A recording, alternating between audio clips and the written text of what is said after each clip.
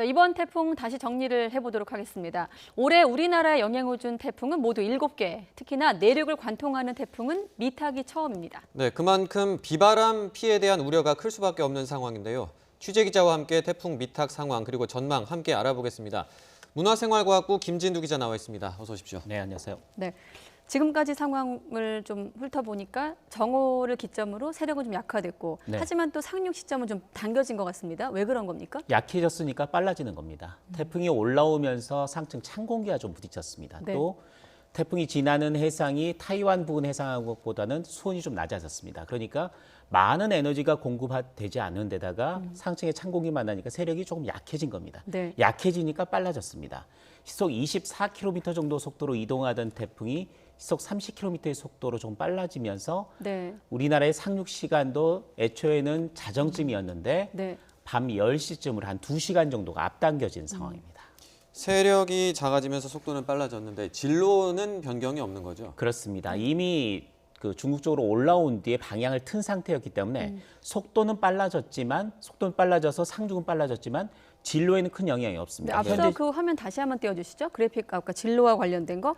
앞서 보니까 태풍 타파 진로도 있었고 링링의 네. 진로도 있었는데 한번 비교하시면서 이번 태풍의 진로를 한번 보시면 좋을 것 같고요. 이게 10월 달에 올라온 태풍이 상당히 드문 상황인데 네. 이유를 좀 설명하는 그래픽입니다. 네. 보통 북태평양 고기압이 과거에는 일본 남쪽에 있어야 될 게 지금 일본 쪽까지 올라와 있는 상태거든요. 네. 이렇게 되면 태풍의 길이라고 합니다. 태풍이 올라오는 길이 한반도로 열리게 됩니다. 그래서 예. 태풍을 원래는 일본 쪽으로 스쳐 지나가야 될 것이 일본 쪽으로 빨리 방향을 틀어서 가야 될 것이 우리나라 쪽으로 올라온 게 13호 태풍 링링, 17호 태풍 타파 그리고 이번 태풍까지 미탁까지 세 개가 연속으로 9월 달에 발생한 태풍이 이번 미탁은 10월 달까지 우리나라에 영향을 주는 형태가 그렇군요. 됐고 진로를 보시면 네. 지금 제주도에는 최근접이 한 8시 정도쯤으로 예상이 되고 있고요. 밤이 10시쯤에 전남 신안 부근 그러니까 목포 근처에 상륙할 가능성이 높아 보입니다. 그리고 전남 내륙을 통과를 해서 거창, 함양, 대구를 지나서요. 네. 빠져나가는 위치는 경북 영덕 부근이 될 것으로 예상이 되는데 내일 오전 8시입니다. 그러니까 오늘 밤 10시부터 내일 오전 8시까지는 이 태풍이 남부 내륙을 지나간다. 그만큼 직격을 한 상태이기 때문에 네. 많은 피해가 날 수밖에 한 가지 없습니다. 궁금한 게 지난번 네. 타파 같은 경우는 기억이 네. 나는 게 정혜윤 기자가 설명해 줬는데 해안은 스치듯 지나간다고 했어요. 네. 규모가 크지만 스치듯 지나가기 때문에 피해가 컸고 이번 거 같은 경우는 상륙을 하는데 소형이에요. 어떤 차이점이 있는 겁니까? 우선은 상륙하면 피해가 클 수밖에 없습니다. 소형이더라도? 소형이라도. 그러니까 지난번 타파와 비교하면 타파는 제주도 남쪽을 지나갔고요. 예. 제주도 남쪽에서 올라와서 남해상을 지나가면서 대한해협을 통과했는데 애초 우려했던 것보다는 조금 우리나라의 내륙에서 좀 멀어졌습니다. 네. 그리고 중간에 대마도를 지났기 때문에 세력이 급격히 약화되면서 처음 우려했던 것보다 그렇게 피해가 크진 않았습니다. 예. 그런데 이번 그 미탁은 타파보다는 세력은 조금 약합니다. 네. 약한 상태에서 우리나라에 상륙할 것으로 예상이 되지만 내륙을 통과하기 때문에 내륙을 강타해서 관통하기 때문에 네. 그만큼 더 많은 위험 지역이 그만큼 우리나라 내륙에 더 많이 분포하기 때문에 더 많은 피해를 날 수밖에 없는 그런 상황이고 태풍을 상륙하는 것이 관건이군요. 그렇습니다. 네. 상륙한 건 아무리 소형 태풍이라도 상륙하면 큰 피해를 줄 수밖에 없습니다. 네, 상륙하면 더 큰 피해를 주겠지만 이미 사실 뭐 제주라든지 전남에선 이미 피해가 발생을 하고 그렇죠. 있지 네. 않습니까? 저희 YTN으로 그 시청자분들께서 제보 영상을 좀 많이 보내주셨는데요. 저희가 관련 영상을 좀 보면서 좀 이야기해 보도록 하겠습니다. 네. 시청자 여러분이 YTN으로 제보해 주신 영상, 지금 보시는 화면은 카톡 아이디가 여름이라는 시청자분이 제보해 주신 화면인데 네. 역시나 강수량이 많았던 제주 지역인 만큼 지금 교량 위로도 물이 흘러 넘쳐서 차들이 물속을 지나가고 있는 상황, 물이 많이 흘러 넘치고 있는 제보 화면 먼저 보셨습니다. 네. 그리고 역시 제주 서귀포시 표선면에서 네. 도로가 침수된 모습을 또 저희 YTN으로 보내주셨습니다. 역시나 앞서 보신 영상처럼 지금 도로 위에 물이 차 있었고요. 그리고 지금 구조물에 굉장히 물이 폭포처럼 쏟아지는 모습도 함께 확인을 하실 수가 있습니다. 어떤 시설물인지까지는 확인이 안 됩니다만 아무튼 시설물의 피해가 상당할 것으로 예상할 수 있겠습니다. 화면상으로는. 네, 이번엔 제주 소방본부에서 제공해준 화면인데요. 가옥 침수가 된 상황이고 피해가 속출하고 있는 상황 화면으로 보고 계십니다. 지금 가옥의 많은 부분이 지금 상당 부분이 잠겨 있는 것 확인하실 수가 있습니다. 어제부터 많은 비가 내렸다고 하죠, 제주 지역. 네. 보신 것처럼 그 시청자분들께서 보내주신 영상으로 저희 YTN도 이제 함께 여러분께 소식 전해드리고 있는데요. 네. 화면 오른쪽에 보시면 저희 YTN으로 제보하실 수 있는 카카오톡 아이디가 나가고 있습니다. 참고하셔서 저희 YTN으로 좀 많은 영상 보내주시면 감사하겠습니다. 네, 그리고 그 위로는 지역별로 강수량도 확인할 수 있기 때문에 내 지역에 지금 비가 얼마만큼 내렸는지도 전남 고흥 같은 경우 지금 비가 내리고 있는 지금 강수량이 표기가 되어 있죠. 확인하시기 바랍니다. 예. 네.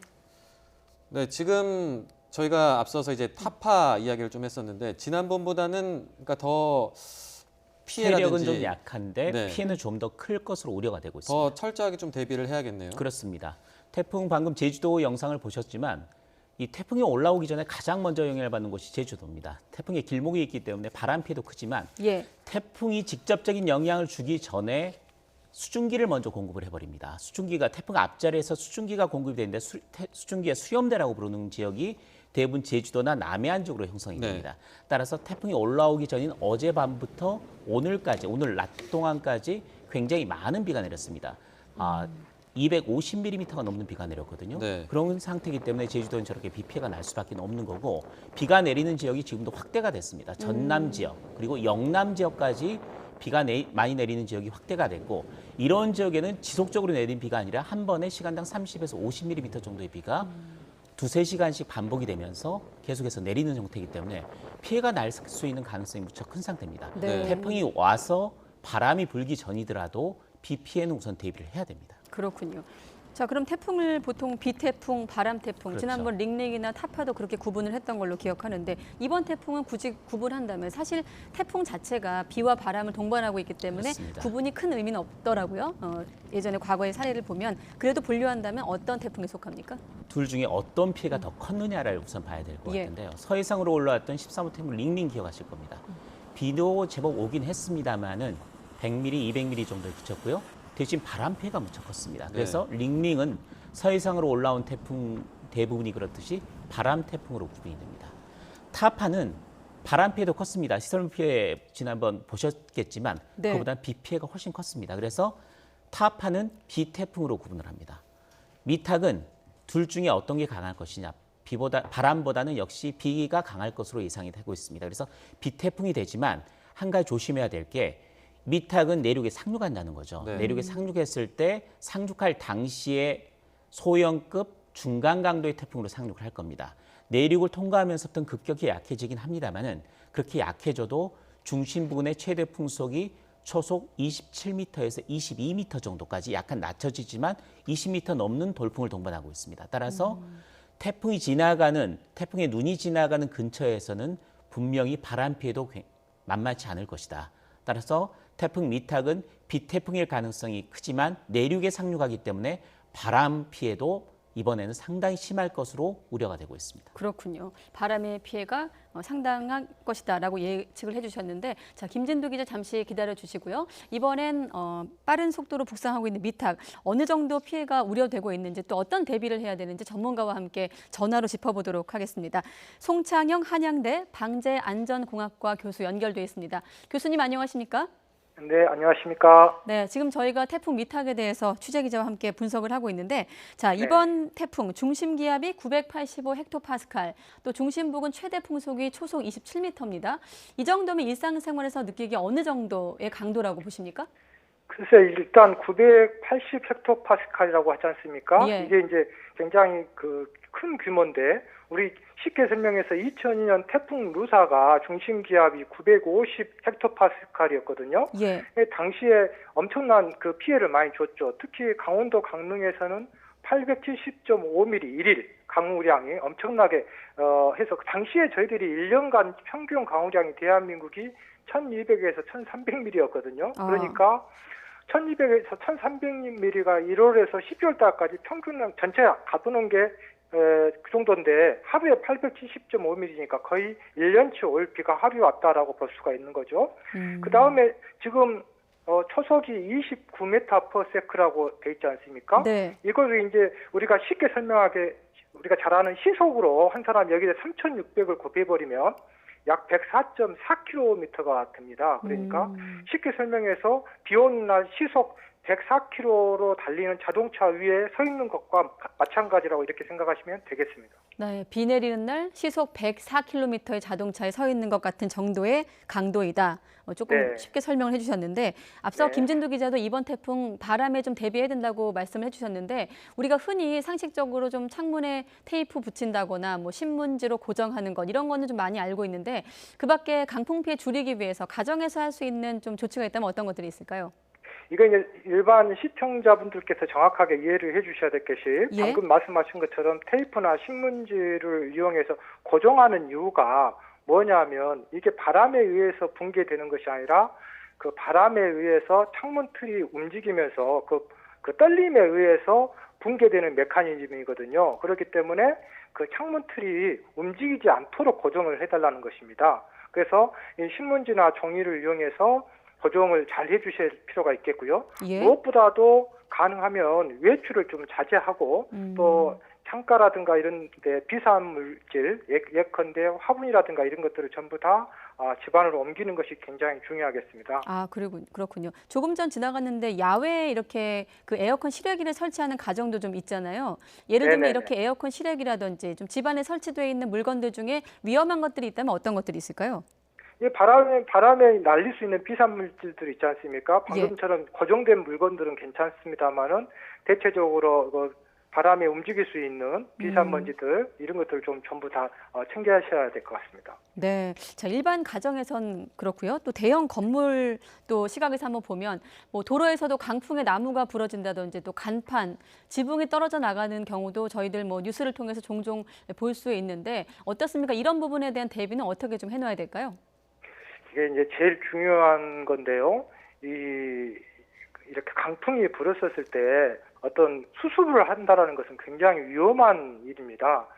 지난달 태풍 링이 한반도에 상륙했었을 때 70대 할머니가 태풍 속에서 집 지붕이 날아갈까봐 고치려다가 바람에 휩쓸려서 돌아가신 사건도 있었지 않습니까? 예. 방금 말씀드린 것처럼 시속 105km가 넘는 차량 위에서 우리가 서 있다 이렇게 생각하시면 되겠고요. 재난에는 제일 중요한 게 뭐냐? 정보입니다. 그래서 가능하면 TV나 라디오, 인터넷 등 언론 정보를 주시하면서 가능한 안전한 곳에서 대피하셔야 될 것을 좀 강권하고 싶은데요. 조금 외국을 좀 예를 들어보면 최근에 미국 같은 경우는 대형 허리케인이 발생했었을 때 네. 자그마치 약 500만에서 600만 명의 시민들을 강제 대피령을 내린 경우도 있거든요. 최근에. 그 한마디로 얘기해서 우리나라로 얘기하면 인천시 인구의 9배, 인천시 인구가 보통 한 300만 정도 되니까 네. 인천시 인구의 한 2배 정도의 한 600만 정도가 대이동을 한 거거든요. 그만큼 이 허리케인이나 태풍이 위험한 거기 때문에 외국 같은 경우는 강제 대피까지 시키는데 우리는 강제 대피까지 수준은 아니지만 그만큼 위험하니까 안전한 곳에서 대피하시는 것이 제일 좋겠습니다.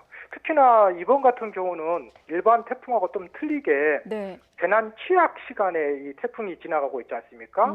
그러니까 한밤중에 이 태풍이 지나가기 때문에 훨씬 더 우리가 방제 공학적으로 위험합니다. 왜냐하면 피해 정도라든가 이런 것도 인명 피해라든가 이런 것들을 우리가 확인할 수가 없지 않습니까? 네. 그렇기 때문에 특히 상간이라든가 독거 노인 여러분들 이런 분들은 좀 안전한 곳에 대피를 좀 해주셨으면 좋겠습니다. 밤에 오는 태풍이기 때문에 좀 더 유의를 해야 된다. 이런 네. 말씀이신데 네. 태풍이 오면 앞서 저희 그 제보 화면에서도 봤습니다만 물이 많아지고 그렇다 보니 교량 위로, 도로 위로도 물이 흐르는 것을 볼 수가 있었거든요. 네. 그런 사태가 벌어졌을 때 당국이 해야 될 일이 있고 또 개개인이 해야 될 일이 있을 것 같은데 먼저 지금 보면 밤에 오는 태풍이라고 조심해야 된다고 말씀하셨는데 침수를 막기 위해서 뭐 배수로라든지 하수구 점검, 당국이 지금 시점에서 할 수 있는 일이 있다면 어떤 것들이 있을까요?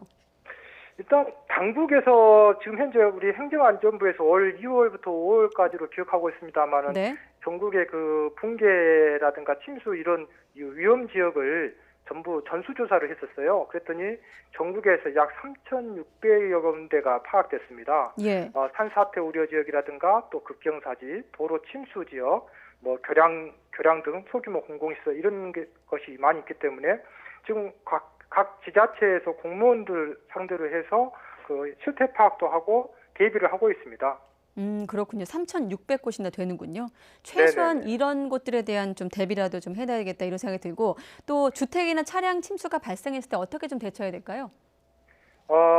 집이 침수됐을 때 가장 먼저 해야 할 것은 2차 안전 사고에 대비해야 되겠습니다. 예를 들어서 가스라든가 전기 차단기가 내려가 있는지 확인하셔야 되겠고 예. 또 전문가의 안전 점검을 받은 뒤에 사용하셔야 됩니다. 음. 그다음에 또 차량이 침수되었을 때는 반드시 전문가의 도움을 받아서 시동 이후에 작동 상태를 점검한 뒤에 운행해 주시기 바랍니다.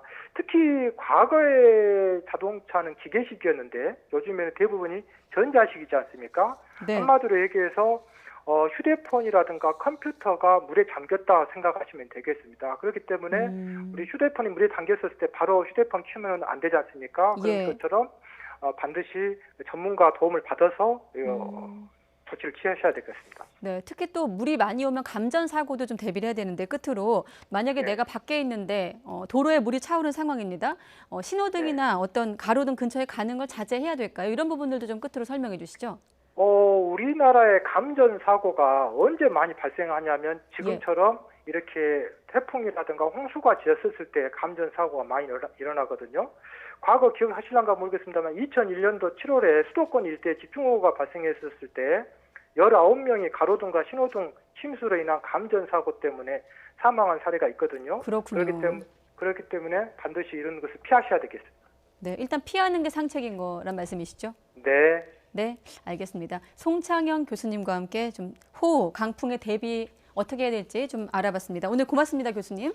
네, 감사합니다. 네. 네, 지금까지 이제 태풍 피해 좀 줄일 수 있는 요령 이런 것들을 좀 짚어봤는데 지금 태풍 이동을 하고 있잖아요. 이제 시간대별로 이런 요령을 좀 주의 깊게 드려야 될 지역들이 있을 것 같은데 어떤 지역들이 있을지 좀 짚어주시죠. 네. 태풍의 중심이 다가오기 2시간 전, 그리고 지나간 뒤 1~2시간까지가 가장 위험한 시기입니다. 지역별로 한번 보면은요. 네. 제주도는 8시가 최근접 시간입니다. 따라서 6시부터 밤 9시 정도까지는 제주도가 가장 위험한 시기입니다. 이미 많은 비가 왔고 여기에 바람까지 동반이 되기 때문에 제주도는 굉장히 조심해야 될 시기가 오후 6시부터 밤 9시까지가 되겠습니다. 네. 바로 그다음에 전남에 상륙을 합니다. 따라서 전남 지역에 상륙하는 시각이 밤 10시, 그러니까 밤 8시부터 내일 새벽 2~3시 정도까지는 광주 지역을 근처를 지나가는 게 새벽 2시거든요. 그러니까 오늘 밤 8시부터 내일 새벽 2~3시까지는 전남 지역이 가장 위험한 지역입니다. 그리고 내일 새벽 2시 정도부터 밤 9시까지 경북 영덕 지역을 빠져나가는 시각이 내일 오전 8시이기 때문에 네. 내일 새벽 한 2시부터 내일 오전 9시 정도까지는 영남 지역, 그것도 특히 경북 지역이 가장 위험한 지역입니다. 그리고 마지막으로 영동 지역이 있습니다. 태풍의 바람이 지형적인 효과를 겹치면서 영동 지역에는 최고 500mm 정도의 집중호우가 예상이 됐거든요. 네. 따라서 영동 지역은 내일 오전부터 내일 오후 한 12시 넘어서까지 비 피해에 대한 대비가 필요합니다. 왜냐하면 영동 지역은 지난번 봄철에 산불 피해를 입은 지역입니다. 따라서 산사태에 대한 대비가 필요하기 때문에 영동 지역은 집중호우뿐만이 아니라 그렇군요. 집중호우로 인한 산사태 피해까지 대비해야 합니다. 그 지역은 산사태 피해까지 대비를 해야 된다. 앞서 방재 안전 공학적인 어떤 시점에서 질문을 드렸다면 전문 기자로서 태풍이 통과하면서 비바람이 강해지면 또 어떻게 행동해야 되는지도 짚어주시죠. 우선 바람 피해가 커서 태풍이 왔을 때 바람으로 인해서 시설물 피해가 많이 발생을 합니다. 예. 근데 그 시설물 피해 중에서 낙하하거나 날리면서 사람들 인명 피해가 발생하기도 하거든요. 다행히 이번은 야간 시간대이기 때문에 사람들의 통행이 별로 없을 겁니다. 네. 그런 피해는 줄 수 있습니다. 다만 야간에 운행하게 되면 피해가 났을 때 어느 정도 피해인지 또 내가 어디로 대피해야 되는지를 찾기가 어렵습니다. 네. 따라서 두 가지가 있습니다. 먼저 아파트나 도시 지역에서는 만일에 주변에 사고가 났을 때 내가 어느 길로 대피해야 되는지를 먼저 확인하시는 게 가장 중요하겠고요.